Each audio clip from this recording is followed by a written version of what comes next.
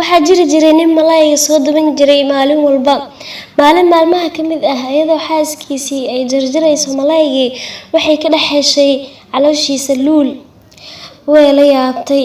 Subxaan Allah, ninkeedii ayay tustay, fiiri waxaa helay luul ninkii xabadii luulka ahayd ayuu qaaday, wuxuuna u geeyay nin dariskooda ahaa oo luulka iibin jiray. ninkii wuu fiiriyey luulkii, wuxuu dhahay kaama iibsan karo luulkan, qiimihiisa wax u dhigma ma jiro, ee waxaa la aadaa magaalada dariskeena ah ninka joogo inuu kaa gadan karo iyo in kale. ninkii markuu u tagay wuxuu dhahay kaama iibsan karo luulkan, ee waxaa u tagtaa waaliga Madiinada, asaga kaa iibsan karee.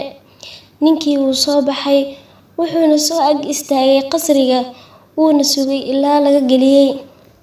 waaligii markuu arkay wuxuu dhahay luul sidaan oo kale ah waa midkaan raadin jiray, ma aqaani sidaa kugu qiimeeyo, laakiin waxaa kuu furaa qasnada lacagta, waxaana ku ogolahay inaad ku jirto 6 saacadood, kasoo qaado intaad awoodo, qiimaha luulkaagana waa intaas.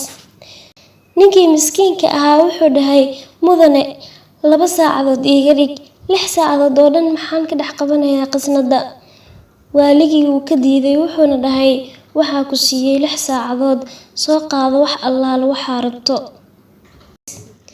saaxiibkan qasnadii ayuu soo galay, wuxuu arkay wax uu la wareero, dhalaalka iyo hilaaca baxaya dartiis. waa qol aad u weyn oo 3 qayb kala ah. qayb waxaa ka buuxa dahab, jawaahir dhaldhalaalaya, qaybna waxaa taalo sariir firaashan, hadduu saas u fiiriyo raaxo darteed uu la hurdaayo. qaybna waxaa yaala wax allaale wixii cunno ah ay naftu jeceshahay. ninkii wuxuu dhahay 6 saacadood way igu badan tahay, waxaa ku bilaabaa cunnadan aadka u macaan, saa tabar fiican oga helo aan dahabka ku xamaasho. wuxuu guda galay inuu cuno cunnadii, wuu cunay, markuu dhammaystay ayuu soo kacay, wuxuu arkay firaashkii aadka u quruxda badnaa. wuxuu dhahay wax yar seexo, saa tabar fiican u hesho, waa fursad aan soo laaban doonine. wuxuuna galay hurdo dheer. cabaar kadib wuxuu maqlay cod dhahayo kac sawriyahow, waqtigaaga waa dhammaaday, maxaa u aruursan weyday hanti aad ku gadato cunno midda ugu sareysa iyo firaash midaadan weligaa arag, laakiin waxaa tahay axmaq mahsan oo fikirkiisu ku kooban yahay waxa horyaala keliya. u bixiya banaanka. maya warsuga maya ayuu la qayliyey. sheekada waa dhammaatay, laakiin cibradda maysan dhammaanin. ma aragtay luulka waa ruuxdaada, wax ku qiimo ah dunida ma saarna, laakiin qaayaha iyo qiimaheeda waa moogtahay.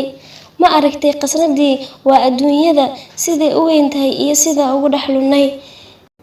jawaahirta iyo dahabkana waa acmaasha wanaagsan oona laga rabo inaan guranno. sariirta firaashanna waa qafladda iyo isla haysiinta aan adduunyada isla haysiinay. cuntada aadka u macaanna waa shahawaadka. ugaarsadaha waa adiga qisadan maqlayee, soo maahan inaad firaashka ka kacdo oo aruursato dahabka iyo jawaahirta inta uusan dhammaan waqtigii lagu siiyey oo ah cimrigaaga. qaala tacaalaa حتى إذا جاء أحدهم الموت قال رب ارجعون لعلي أعمل صالحا فيما تركت كلا إنها كلمة هو قائلها ومن ورائهم برزخ إلى يوم يبعثون فإذا نفخ في الصور فلا أنساب بينهم يومئذ